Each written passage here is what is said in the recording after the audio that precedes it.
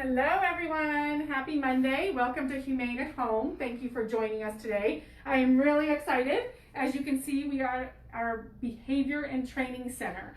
And I'm really excited to show you this because this is not open to the public because we are doing incredible work here, but the animals need a little extra TLC, a little extra care and special attention. So we want to do that behind where they get the privacy that they need and the attention that they need. So it's really exciting that we're going to get to look inside here today. Our behavior center is really cool because it's only one of two dedicated behavior facilities in the entire country. We're the only one on the West Coast, the other one is out east. So we are so proud of this facility. We've always had a dedicated behavior center since 2013, but we just moved over to this amazing facility in 2019. And every single thing you see today, every single room, cage, everything was made with our animals in mind and helping them. So I'm going to take this off today because we're going to be meeting other people and we don't have our mics on because we're going to be meeting lots of trainers and caregivers and we want to make sure that you can hear us. So please let Lauren know if you can't hear us and we will talk louder. We're going to get to meet an adoptable cat today and a soon to be adoptable dog as well. So maybe there's a special animal you'll meet today that might make your home complete. So follow me. I'm really excited to show you our center. So this is a dedicated facility, like I said, for our animals. And we have different wings set up for different animals. This is for our cats that we're going to see now. This is our cat wing. So this is for you, my cat people. And here we go. And we have the amazing Sarah. We are practicing social distancing and our masks, but like I said, without the mics, we're going to take our masks off and we'll be sure to social distance and stay safe. So welcome Sarah. She is our animal care supervisor here at the Behavior Center, and she's going to tell us a little bit more about this whole cat wing and why we have cats here and why it's set up the way it is. So welcome Sarah. Thank you. Happy to have everyone here. So this is our cat wing. This whole side of the building is dedicated to our kitties. And so it actually has a separate HVAC system. We don't have to share any air between our cats and our dogs. It also provides a way for us to get sound away from our dogs so that our kitties have a quiet, safe space for us to train through them. So the most common types of issues that we work on here are going to be things like shy fearfulness, overstimulation, handling sensitivities, things like that. We work with kittens and cats of any age. Moving forward, we have lots of different animals that we can support in this space. So we have 3 different types of housing in this space. And the first one that we want to show you is our catio, which is our cat catio. I think some of you might have catios at home. We'll follow Sarah. And I want to stress what Sarah said that was really cool. You can keep going, Sarah. Is that we have the whole different sound area and smells. So dogs can't smell cats, cats can't smell dogs, and they can't hear each other. So that's, I imagine, very important to help the stress down, especially for our cat friends, or maybe not get our dog friends too excited as well. Absolutely. So our catio space is going to be awesome for when we have cats who are maybe a little bit larger, they like some space to be able to move around, or we have a kitty who maybe is going to be housed with another friend in this space. But right now we have Jasper, and he's actually available for adoption. Highlight him real quick. Here he is hanging out with our caregiver, Sam. Yeah, so this is Jasper. He came to us when he was a few months ago. He's been with us for kind of a while now. He is very shy, fearful, and when he first came to us, he basically wouldn't come out of his feral box that he was in. Now you can see he's taking treats. He's learning that pets are a good thing, and he loves to play. He's quite the love bug. He loves hanging out in the catio, watching the world go by. So yeah, look at this whole setup here, Lauren. You can see that it goes outside as well. So Sam, how long has Jasper been in our care? He's been here about 5 months, I would say. It's been, he's one of our longer term residents. Like I said, for a long time, he wouldn't come out of his feral box. He would just kind of hide and hiss at us, and over time he has slowly come out, and now he is playing with us, and he loves wand toys. He loves little pipe cleaners, and he is looking for his home, huh? And I'd say he's doing really well considering he knows you, he loves you, Oh, yeah. but I'm new to him, Lauren camera girl here is new to him, so I think he's doing a pretty great job. So, and I can see just from what I've learned, giving him treats and positive reinforcement while we're in here around strangers is probably helping him. Yes. So, Sam, what kind of home do you think would be good for Jasper? Should a first-time cat owner get Jasper?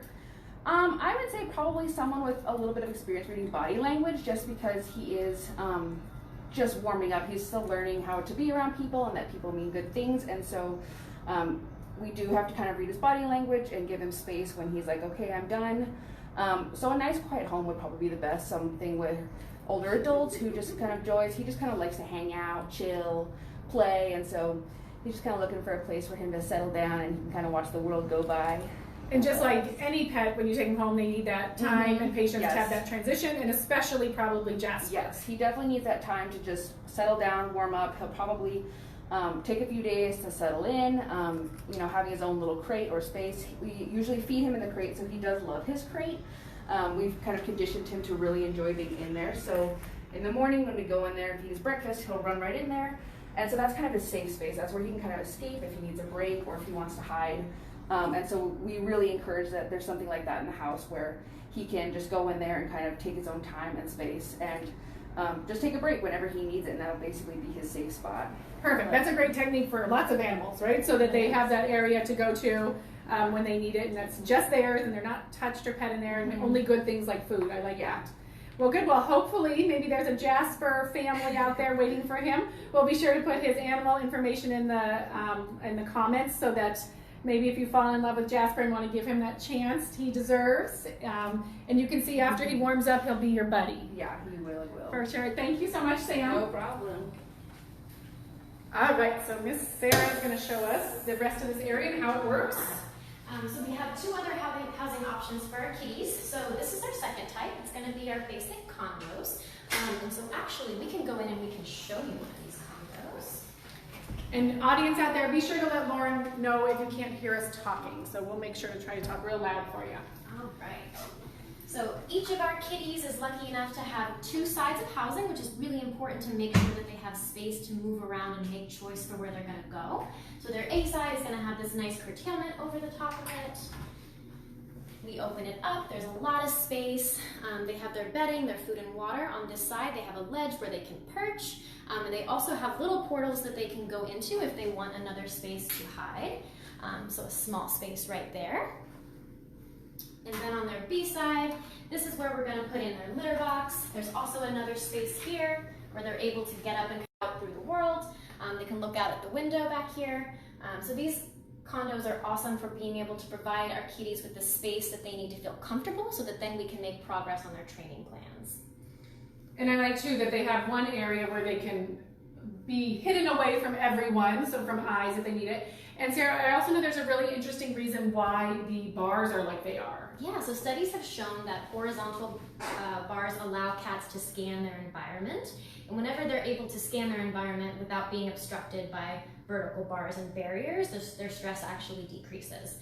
So this is a space that's designed with cat welfare in mind, and these condos are designed to provide them with the best home that they can possibly have while we're working through their particular behavioral challenges. We also have a skylight in here, so they get some nice natural light, and that can be really helpful in terms of letting them know when it's light out, when it's dark out, creating more of a routine. Perfect. And I love, like we said, that every single thing that is here has been made with the animal's best interest in mind. So to make sure that they're, and just even like those studies, I think that's really cool how they scan horizontally. So we're going to provide that for them. Yes. And then we'll show you our last type of housing over here.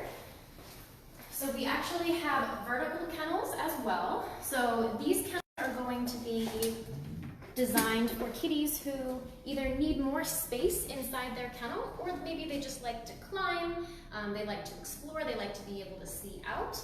We can place cat trees in here. We can obviously have food and water on different ledges here. So they resemble our dog cages in terms of space, and they're just a really nice functional way that we can offer our kitties a different kind of housing. Excellent. So a little different space. I see a little head peeking out here. I don't know if we're allowed to peek at her. Just a quick little A quick little peek. So this is one that you can get closer a little or to see. So that's one of the ones who's not probably ready down to see on the ground. There we go. There we go. Oh, they're everywhere.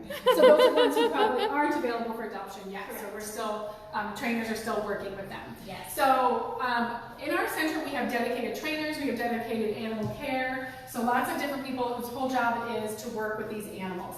So Sarah, how many trainers are we done in this area? Yes. How many trainers do we have on staff here at San Diego? Trainers. We have 4 that are dedicated full-time to be in this building, and then we have 2 trainers that support our animals across the street as they're ready for adoption. Excellent. So we have, so our trainers, besides training classes that we offer to the public, our trainers are working with all of our animals. These are ones that just need a little extra TLC, right? Right. And then any animal, we have a busy worker right here, hello. Any animal that comes through here has their own personalized plan, correct? Yes, and our trainers, our animal caregivers, collaborate to provide the best quality of care for our animals. So that's going to be working on their behavioral challenges, but also making sure that they're adequately enriched, they have the space that they need, they have all the kinds of support that they're going to need to be successful. So this space is really great for collaboration. We work together as a team to make sure that we're offering our animals what they need. Perfect, yes. I love it, so thank you. So thank you so much, Sarah. Are you coming with us, or are we dropping you off? We're dropping Sarah off, so thank you so much to Sarah. We appreciate it. Hi, Sarah. Bye. So that was really cool. That was our cat wing, our offices. And then we're gonna head on down here. You can see that we have some dogs set up, a multi-purpose room here. So this is, I think sometimes we do assessments in here for the animals. We're going to show you the dog setups as we get closer, but right now we're actually going to come learn about enrichment. As you can imagine, lots and lots and lots of laundry. Everything has to be keep clean and be disinfected, so that's really important. And hey, look at this. Here we are with Paige. So we'll probably have you come closer to here, Lauren, because that freezer is really loud. So Paige is one of our animal caregivers. And like Sarah was saying, they work together to create plans. So she works with our trainers, and then she will also help, I'm sure, carry out those plans as well. So you're doing a lot of training in addition to your animal caregiving. So why don't you tell us about all this cool stuff? Yeah, so we take enrichment pretty seriously here. It's a really fun thing for the animals, but it's something that, we track. Since we moved into this new building, we track weekly enrichment and what the animals like and what they don't like, just to give us a better understanding and give the animals the best care that we can give them. So just right here on this towel, we have a variety of enrichment items. This is a Snuffle Mat.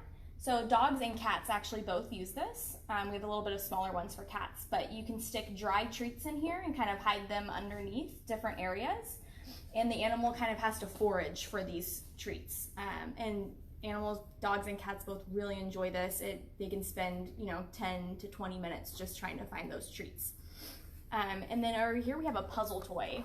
So as you can see, this moves a little bit, so you could put food in and then move it over, and the dog actually has to use their muzzle to move the levers to get those treats. So that's another thing that they can become really engaged with, and really it's mentally and physically stimulating for them, which is great. And this is actually a cat puzzle toy. So it's a little bit smaller, but same concept. We put dry treats in there, and the cat kind of bats it around and has to kind of get those treats out as well. And then here we have a PVC pipe. So it's just a PVC pipe with holes drilled in, and the lid screws off. So we put the dog's food in here typically for breakfast if we have a really enrichment savvy dog. And then we screw that lid on, and the dog has to kind of bat it around as well to get that food out.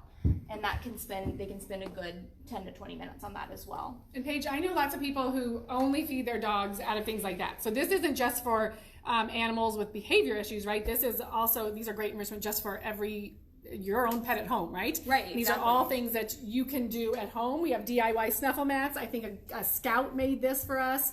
So there's lots of things that you can do that Paige is talking about to help enrich your own animal's life, which is really cool. All animals can benefit from enrichment, not just animals at the behavior center. We have seen that it definitely helps animals at the behavior center, though, kind of acclimate to their environment and be in kennels for longer periods of time. And we also have different scents up here that we use. So we use buck urine, doe urine, a different variety of animal urine. We use it only in the yards with the dogs in a really small amount, as well as diluted essential oils like lavender and chamomile. Okay, I have to ask, because that's the first thing I saw when I came over here, Paige. So why would you use that, and how is that used in and why those kinds of urine? Right. I'm very intrigued by this. Yeah, so it's a great question. We get a lot of questions about the urine too. So it's something that we actually kind of stole a little bit from the zoo. They do really great stuff with urine there and with their animals. They'll be glad to hear that. Yeah. That's what they're known for, right? So now we do great stuff with urine. So we basically just put a little drop, 1 to 2 drops on newspaper or recycled paper, and then we put it in a box in the yard. And so the dog can kind of, they can explore it, they can sniff it. If they're more interested, they can pull it out and rip it up, just to really have those natural behaviors and really get that energy out in the yard as well. Okay, so it's not the specific kind, it's just that's like nose work almost. Exactly. Okay. Yeah, and we would never use any kind of urine sense with cats just because they are so sensitive, and we don't want them to think that the predator is coming after them. But with dogs, it works out really well. Excellent. And I would actually think I'm very interested in this urine technique here, that you wouldn't want to use like cat urine, right? Because we don't want them, or maybe rather like to get that prey drive for animals that maybe we don't want them like to get really excited about. Yeah, exactly. So we have a couple other vials as well. We have coyote urine that we use as well, which is we have to be a lot more careful about using less drops, just so we're not attracting wildlife in the area as well. So we would never use it with cats. I am not going to ask how they get bottles of urine, so we'll move on. But so we'll go on to other things. Did we talk about that one? So that's a holy roller ball. A lot of dogs really find those interesting. Sometimes we take bandanas and tie treats in them, and then we throw the ball in the yard for the dogs, and they have a really good time with that. Excellent. So does every dog and cat, do they have their own enrichment plan? So making sure that you're checking those boxes that every animal's getting at certain times a day. Yeah, so we actually developed a calendar. So each month has a calendar. So every dog room gets something different. Every cat room gets something different. But each week they're all going to get the same thing. It's just how it's kind of all organized. Oh, okay. And then each week we track that data. So we put it all in the computer, so we just have a record of it. And then for the following month, we can create an even better enrichment program for the animals. Excellent, excellent. That's very cool. Keeps their, like we always talk about, they don't just need exercise for their bodies, but they need exercise for their brains as well. So these are great techniques for all of you to use at home with your own pets. And a lot of them are DIY, so you don't have to spend a lot of money to do it as well, which is very cool. All right, were we showing anything in those amazing freezers? Or yeah, I can just really quick. Okay, perfect. So we actually have a whole freezer devoted just to enrichment items, which is fantastic here. So as you can see, we have, these are licky mats right here. So it's just, this is really nice for cats and dogs. They really can just lick and get in those grooves, and you can also feed on those as well. We have frozen food blocks, which is just kibble frozen with water, a variety of popsicles, and then some different kinds of kongs, which we feed out of as well. Can you show those popsicles up close? Because those look kind of fun. They have different things in there. Yeah, so because it looks like different frozen veggies and. Yeah, so it has peas, hot dog, and beef broth. Oh, nice. So that's nice. Kind of also a little Sunday dinner. Exactly, popsicle. and a little cool and on a hot day. That's exactly. Nice. So they enjoy those as well. Different kinds of popsicles. And I've seen these lick mats used for also too, like when you're maybe trying to cut their nails or maybe do something that they might not be too thrilled with. Those are good distractors. Yeah, those are great. And we actually have some that you can stick onto kennel walls. So those are great for dogs that lick a lot when they're stressed. I can help them channel that stress in a positive way. Excellent. Lots of fun stuff in there. Yeah. So, and they're getting their veggies too. I like it. Well balanced. So again, all things that you can do at home, my friends, with your pets. Great way to enrich them. Thank you so much, Paige. That was awesome. I learned some new ones too. I learned a lot about urine today, so this is great. Thank you, Paige. No problem. And now we're back to see Mina. And if you watched our enrichment episode a couple weeks ago, Mina was there. She's one of our trainers. So I'm excited to have her back, and she's going to actually take us through the dog ward and tell us about that. Yeah, so I mean, I'm really excited to take you through some of the things that we do with our dogs here. You've already learned a lot about how we're really having a keen eye for different things in regards to behavior of animals, because we do work with a more sensitive population. So one of those things that we were very, very excited about with this new behavior center is that we actually have an in-floor scale. So if you guys have ever taken your pets to the vet, you know, a lot of pets don't like going to the vet. They especially don't like stepping up onto slippery surfaces. The scales can really make them nervous. So this is something that we did so that we could work with especially our shy dogs and have a way to weigh them regularly without it being super scary. So not only is it level with the floor, so it's just like walking into a different part of the floor, it's also covered with a non-slip mat. If we need to go even further, we can cover it with a similar colored towel as the regular floor. All of those things can make a really big difference in whether a dog feels comfortable stepping onto an unfamiliar surface. And weights are really important. One thing that you may have already heard about when touring the rest of the building is that we are really keen on taking a lot of records and communicating with each other quite often. Sorry, there was a cute little face down. Yes, that is Mr. Chickadee. Oh, Mr. Chickadee, I like that Mr. name. Chickadee. His name's just Chickadee, but Well, I like Mr. Mr. Very in front of formal everything. today on camera. So we're not going to walk into any of the kennels that actually have dogs in them because that will make them very nervous. These are dogs that are typically shy. Fearful is our #1 behavior for dogs that just aren't comfortable around people. We do get dogs that also have some impulse control issues where they can't keep their mouths and their paws to themselves, appropriate. Fearful. So I'm going to show you kind of a kennel that I set up, doesn't have an animal in it right now. And how we use that. So if we did have an animal in that one, I took off the records from Mona, who you guys will be seeing a little bit later, I think. And this is kind of whiteboard, like I said. We really keep track of a lot of information, and our information is rewritten in a lot of places so that we're making sure we have the important information before interacting with an animal. So for Miss Mona, we have her name, the kennel that she's in, her special AID, her special number. This is who walked her this morning, so we make sure the animals get out at least 2 times a day, but most of them get out many more times a day than that because they're also working with trainers. And then any special notes that we might need to know before interacting with that animal. Miss Mona likes to escape, so we have to stay with her in yards.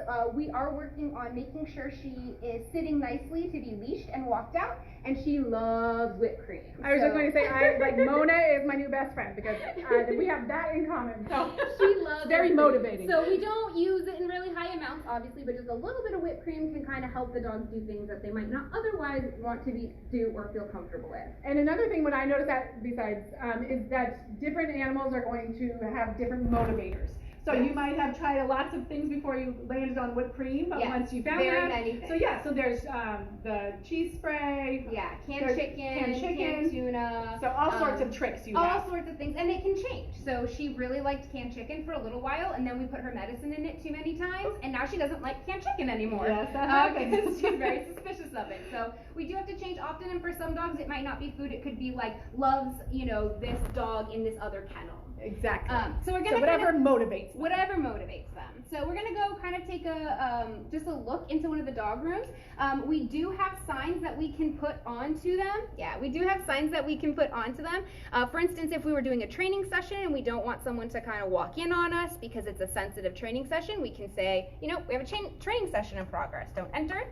Or if there's an enrichment center, our enrichment session in progress. So this might say, please don't come in, or just be mindful when you come in. We can also use whiteboard markers to write, like if we're playing an audio tape for them, don't be alarmed if you hear someone reading a book in there and can't find the person. It's just an audio tape, because that definitely has scared us in the past.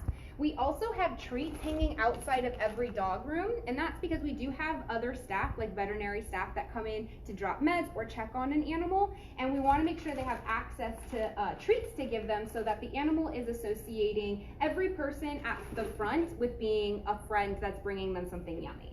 We'll go ahead and enter on in. So I'm going to piggyback on that. So we said everything is always a good thing. Remember, and if you've watched our other episodes, you know about this, but only positive. Yeah, all we positive always want them training. to think that every new thing is like the greatest thing ever. Yes. And constantly looking for those good things to happen. I love this. Like you said, I love that we have official signs that say escape artist. We do, and we actually have like a whole shoe organizer, like hanging shoe organizer full of different types of signs that might say like hard toys only, I eat bedding, or I don't like other dogs. So this was, I just took Mona's kennel cards off her kennel. She actually is a bigger dog, so she doesn't live in this smaller kennel. But there's just all the information we need about her, any particular information like escape artist, making sure again that no one leaves her in a yard without watching her. Yes. And then we also can have these little cards we fill out for every animal that we can adjust as time goes on about like what kind of equipment they wear. Do they wear a harness? Do they wear a leash? Are they not able to be leashed yet? And then any specific handling concerns they may have. Like I said, again, it's circled that Miss Mona is an escape artist, and that she was enrolled for some shy, fearful behavior. So she's shy. It's something we should be concerned of. Whether or not she's able to be leashed, and then who's her primary trainer if any of the animal care or anybody has any specific questions. Excellent. Each animal does have a primary trainer that's the most up to date on their case. Perfect. So they have one person who's their main advocate, Yes, right? they have one main trainer. And I think this is really interesting too, because this is a good, I will stop putting my hand in front of the camera. This is a great resource here. It just kind of shows the different behavior concerns that are addressed here, and all the different kinds that can be addressed at the Behavior Center. So being in a shelter for any animal is really stressful. Some handle it better than others. So this is a lot of the things that we work with, so that, and the goal is to make every animal more adoptable, and that's what their time here. And I know we've had animals who have just needed a few days with you guys, and we've had some that have been here a few months, even over a year. Yeah. So we give them the time they need. That's what I really, really love. So do you want to, are there special, this looks really fun. So you already learned a lot about how we designed the cat kennels. We put just as much thought into how we designed the dog kennels. So for instance, we do have this glass front that just, again, doesn't have any obstruction in the view. The dog can see out. They don't have to like look past anything. It also can be a little bit more of a sound deadener than the kennel grates, but we do have to be able to feed them treats through. So we did it from the bottom where the dogs will be more comfortable. Dogs are always more comfortable if we bend down to their level, just like kids, and then like calmly hand food through rather than approaching their kennel up and coming over. So that also encourages people to engage with the dogs below kind of knee level where they're the most comfortable. And then we do have guillotines. So the guillotine door. That sounds, I thought that was going to go something cute. Yeah, this bone is just a weighted bone, and it's what helps this door shut. So for instance, when we need to take out one dog, we make sure all of the other dogs are on the other side of their kennels, so they don't have to see a dog passing by their enclosed space all the time. We can create a lot of issues in the shelter if we're always passing dogs past each other, because it makes them very uncomfortable, and they can become reactive when they weren't originally. Yes. Same thing for cleaning. You know, we don't want to spray a hose right next to a dog. They may not be comfortable with us, or they may not be comfortable with the hose. So we can just shut them safely on the other side and then quietly kind of do what we need to on this side. It keeps them safe and comfortable, and it keeps us safe from an animal that may not be comfortable with us going into its small space. So again, I love like every single thing, whether it's you can follow Miss Mina, whether it's the scale to the placement of the bars, every single thing has been designed with the animal's comfort in mind. Yeah, that's a big thing here, you know, is making sure the animals are comfortable. Now, Stacy especially asked me. Well, especially since I've learned about urine, we should just keep up with this awful theme today. She has especially asked me to talk about our clinical flush sinks, or what they're called. I like to call them the giant toilets. I think a lot of people do. So basically what it is instead of using a separate plastic-based... Thank you, Lauren, for the insight. Instead, we should have cleaned that better. I guess we can keep talking and looking at things too. So we can use, instead of using doggy bags, we can just collect the poops and poop scoopers, toss it in there, and then we're all done. Flush it down, so we don't have to waste. So it's good for the planet. We love to reduce plastic. Remember, no food. My dog's down. So this is just a yard that we can use. Most of the rooms here for dog rooms have a separate yard that's attached. The yards are really great because we can just open the dog's kennel up and let them right out into the yard, and we don't have to leash them if they're not comfortable with it. These are dogs that we use. I know she talked about in the multi-purpose room you guys quickly passed, how we do different assessments. So sometimes we want to see how a dog feels about other dogs. We might start first with a fake dog.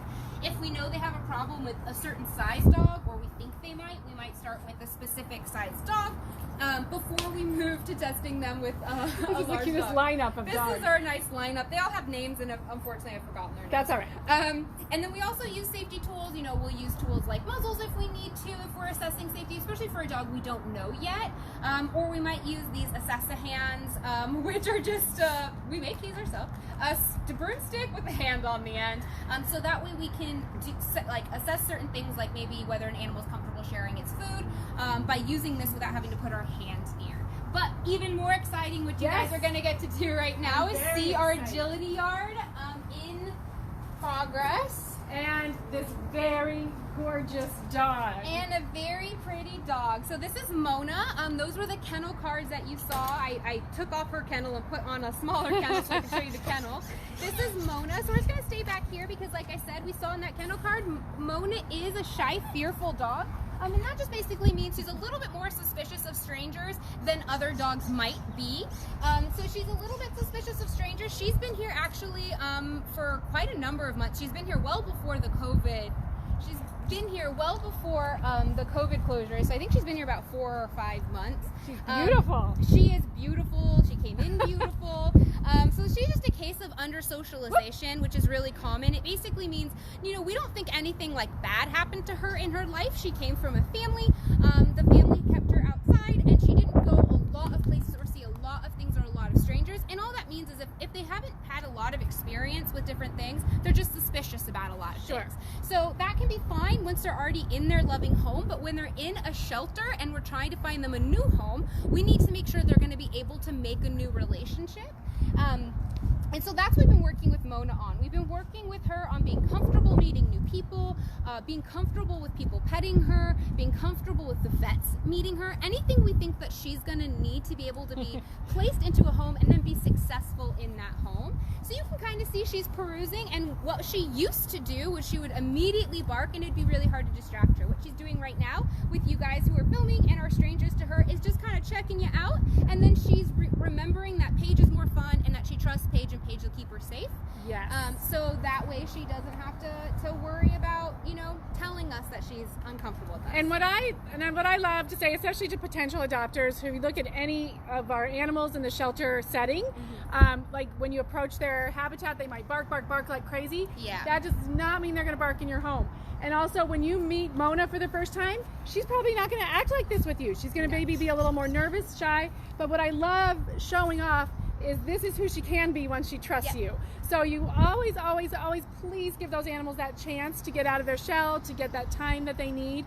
This is Mona's potential, and she'll just need the right family who's waiting, who's patient and willing to give her that time and space to become the best girl that she is. Look how playful and so Mona wonderful. is currently still under behavior modification. That means she's not available for adoption right now.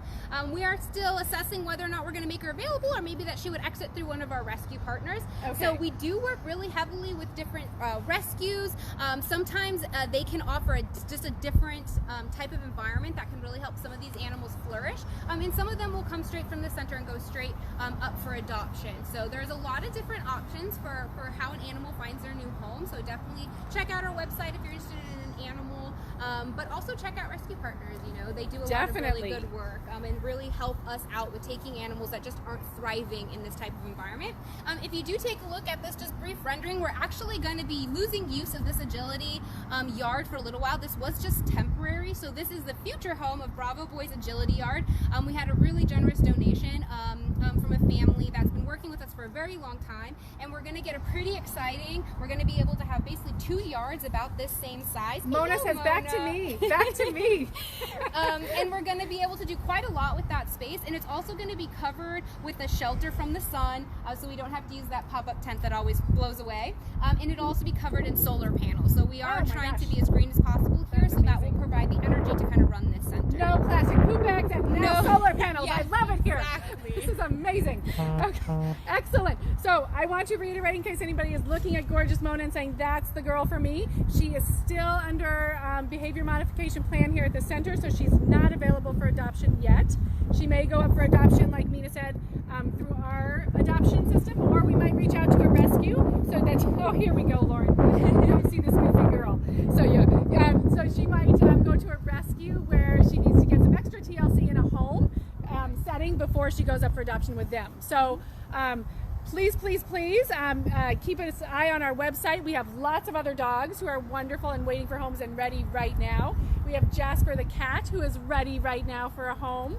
So if you're looking for a pet, this is a great time to add one to your family. If you are interested in adopting, please go to our website, sdhumane.org, to make an appointment to talk to a counselor. Please, we are not open to the public just yet. Oh my gosh, Miss Mona says, I have come such a long way. Look how proud I am of myself. That is awesome.